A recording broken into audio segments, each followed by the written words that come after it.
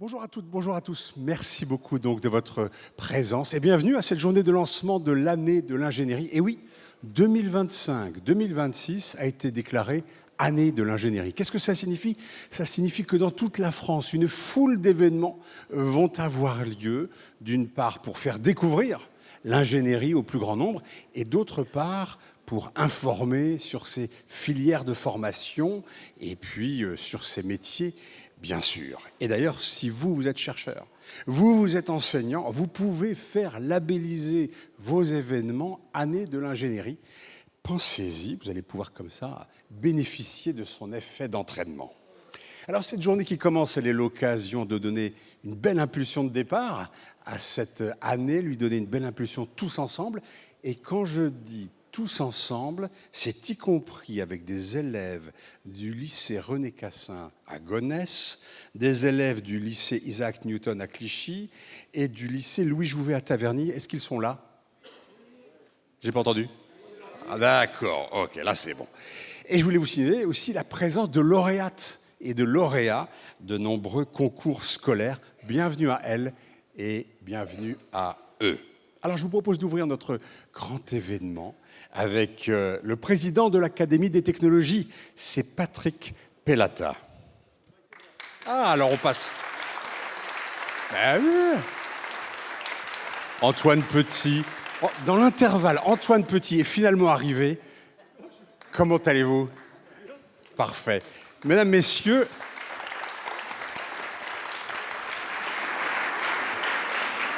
le PDG du CNRS, Antoine Petit.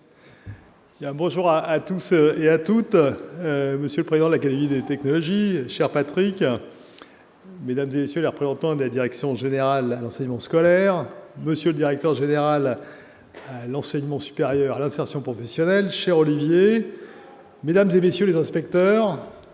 Alors là, certains se disent non, il faut dire inspectrice, mais permettez-moi une petite anecdote personnelle qui n'intéresse que moi. Moi, ma maman était inspecteur général de Russe il y a quelques années, et elle était aussi militante MLF. Et elle ne voulait pas qu'on dise Madame l'inspectrice. Donc, par respect pour ma maman, je dis Mesdames et Messieurs les inspecteurs, mais je sais que c'est un sujet qui prête à polémique, et la question des femmes dans la science, c'est une question absolument clé sur laquelle on va revenir. Voilà, excusez-moi, c'est un petit aparté personnel. Monsieur le directeur de CNRS Ingénierie, cher Lionel, qui a joué un rôle absolument clé dans l'organisation de cette journée, c'est vraiment avec un très très grand plaisir que je participe aujourd'hui à cette ouverture de cette nouvelle année, année de l'ingénierie. Je dis cette nouvelle année parce que ça fait maintenant de nombreuses années que dans un partenariat absolument remarquable avec le ministère en charge de l'Éducation nationale, que je tiens vraiment à remercier chaleureusement, on fait des années 2. Donc en ce moment, c'est l'année des géosciences, et Nicolas Arnaud est présent, directeur de CNRS Terre et Univers. On a fait auparavant l'année de la physique, on a fait l'année de la chimie, on a fait l'année de la biologie, on a fait l'année des mathématiques. Et donc on lance cette année, une nouvelle année, l'année de l'ingénierie, qui est, comme à chaque fois, en partenariat. Ça, c'est quelque chose auquel on tient beaucoup. Donc, bien sûr, il y a ce partenariat initial et essentiel avec le ministère en charge de l'Éducation nationale. Et puis, chaque année, il y a des partenaires qui vont changer selon le sujet. Cette année, on a beaucoup de partenaires, parce que l'ingénierie est un sujet qui mobilise beaucoup, avec un partenaire numéro 1 que je salue à nouveau, qui est l'Académie des technologies. Mais on a aussi d'autres organismes de recherche qui se sont associés, le CEA, le CNES, l'INRAE, l'INRIA, l'ONERA, des universités et des grandes écoles. Et je salue la présence d'Hélène Boulanger, la présidente de l'Université de Lorraine, mais aussi des associations, des fondations, des groupements, des branches industrielles. Et aussi, c'est une particularité de l'ingénierie, j'y reviendrai, aussi un grand nombre de partenaires industriels. Et je crois que dans le champ, dans le domaine de l'ingénierie, cette médiation, et vous avez bien compris que le rôle de ces années 2, c'est de la médiation, prend une importance tout à fait particulière. En fait, il s'agit de montrer concrètement comment ce qui naît dans les laboratoires peut se transformer en innovation qui touche la vie quotidienne, comment ces innovations peuvent résoudre les problèmes concrets, répondre à des enjeux collectifs et rappeler, une fois encore, l'importance de la science. Et cette démarche, elle s'inscrit parfaitement dans la mission du CNRS, qui est développer une recherche fondamentale au meilleur niveau international, mais aussi de la mettre au service de la société. Et clairement, l'ingénierie joue un rôle absolument majeur. L'ingénierie n'est pas seulement un ensemble de techniques, en tout cas vu du CNRS, ce sont des sciences. Pendant longtemps, l'Institut s'appelait Sciences pour l'ingénieur, des sciences qui constituent un pont entre disciplines, un levier d'action face aux défis du siècle, mais aussi une passerelle entre recherche, société et le monde de l'industrie. Et très clairement, l'ingénierie joue un rôle essentiel pour répondre ou apporter des éléments de réponse, soyons modestes, aux grands défis sociaux. On peut bien sûr penser au changement climatique, à la transition énergétique, ou encore à ceux que nous avons définis au CNRS dans notre contrat d'objectifs, de moyens et de performance que nous avons passé avec l'État. Ces 6 défis sont le cerveau, les matériaux du futur, la vie dans l'univers, l'instrumentation sans limite, l'intelligence artificielle générative pour les sciences, ou encore les sociétés en transition. Et donc cette année de l'ingénierie, elle va s'incarner de très nombreuses manières. Il y a déjà plus d'une centaine d'opérations qui ont été labellisées, et d'autres vont l'être dans les semaines et les mois à venir. Donc il y a bien sûr toute une dimension de formation des enseignants, avec la collaboration notamment des délégations régionales, de formation ou de sensibilisation des enseignants. Une opération très originale qui s'appelle « Retour dans mon collège », qui consiste à ce que on retourne quelques années avant dans le collège dont on est issu, pour montrer que finalement, oui, on est un je ne cherche pas qu'ils vont me dire, peut-être pas petit enfant, parce que si je dis aux jeunes gens qui sont là, qui sont des petits enfants, ils vont me gronder, à des jeunes gens entre 11 et 15 ans, que oui, sur l'école, puis quelques années après, ils auront une position dans la vie civile, si je peux dire, dans la société, et que c'est bien, je crois, de pouvoir faire un retour et leur expliquer qu'il y a tout un parcours. On va aussi envoyer des professionnels en classe, ça c'est important. Vous savez aussi que le ministère en charge de l'Éducation nationale a développé les stages en troisième et en seconde, et qu'il y a certaines zones de France où c'est peut-être plus difficile de trouver des stages. Et donc on va aider à faire en sorte que ces stages ne soient pas seulement chez le boulanger du coin, ce qui est très bien, mais qu'ils puissent être aussi dans le monde économique industriel. Et puis il y a un certain nombre d'opérations, ou nationales ou régionales, qui ont l'habitude de mettre en avant l'innovation. Je pense par exemple à Tech and Fest à Grenoble, qui seront associés à cette année de l'ingénierie. Et encore une fois, ça n'est que quelques exemples de ce que nous allons essayer de faire. Aujourd'hui, je ne vais pas rentrer dans le détail de tous ces événements, bien sûr, mais je voudrais mettre en avant 3 axes qui nous semblent importants et qui vont aussi guider cette année et qui correspondent aussi à des priorités de l'organisme. Le premier axe, c'est l'importance de la médiation scientifique.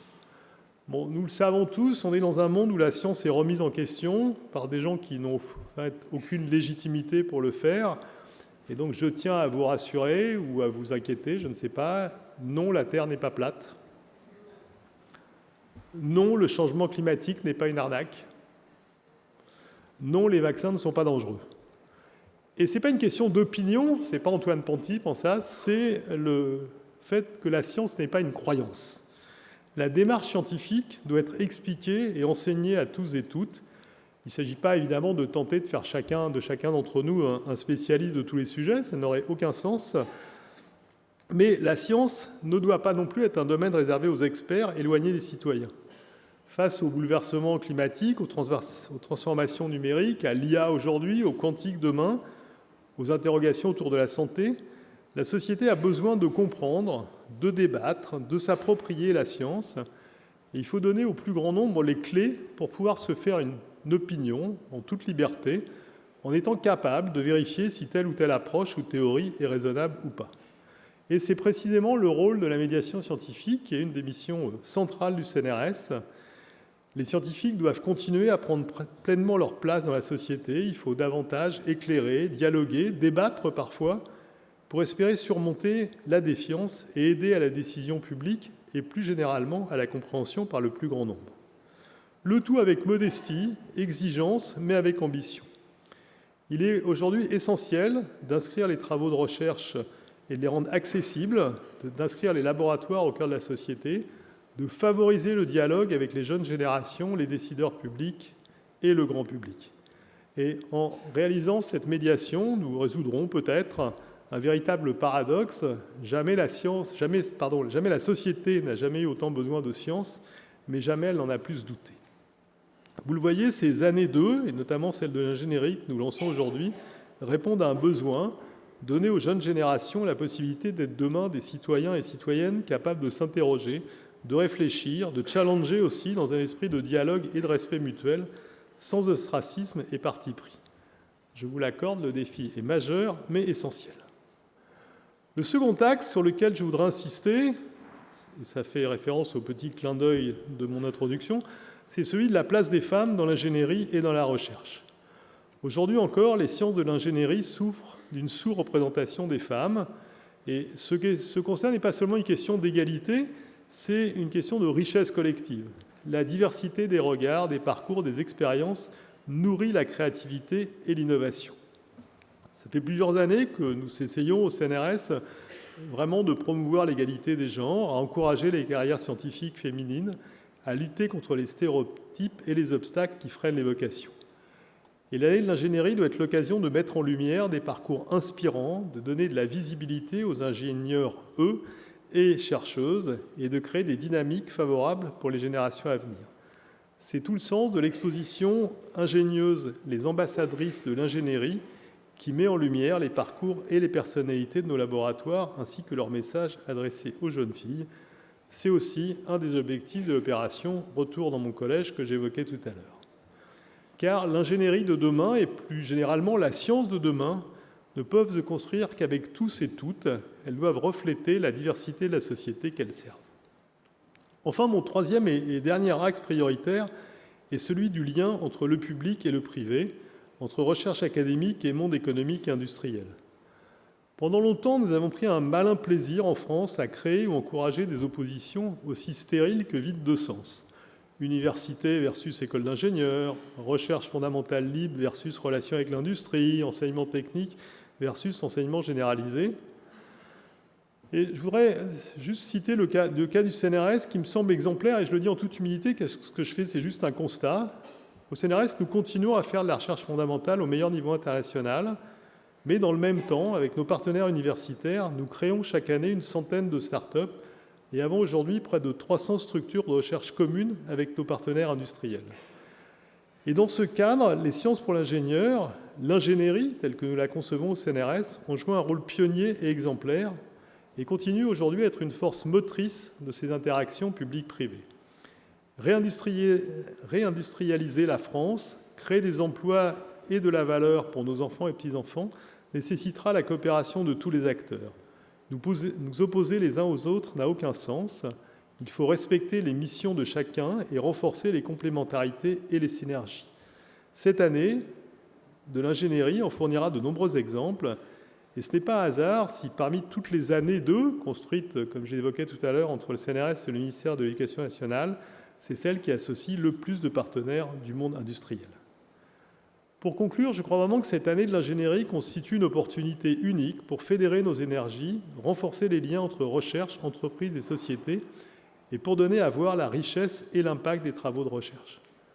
Au vu du programme qui vous a été concocté pour aujourd'hui, je ne doute pas que cette journée de lancement sera un bel événement fondateur pour une ingénierie soutenable et responsable.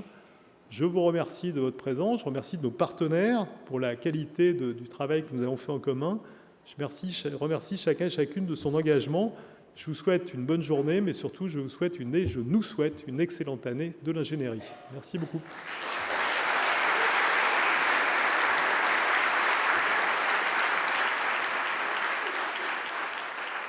Merci beaucoup, Antoine Petit.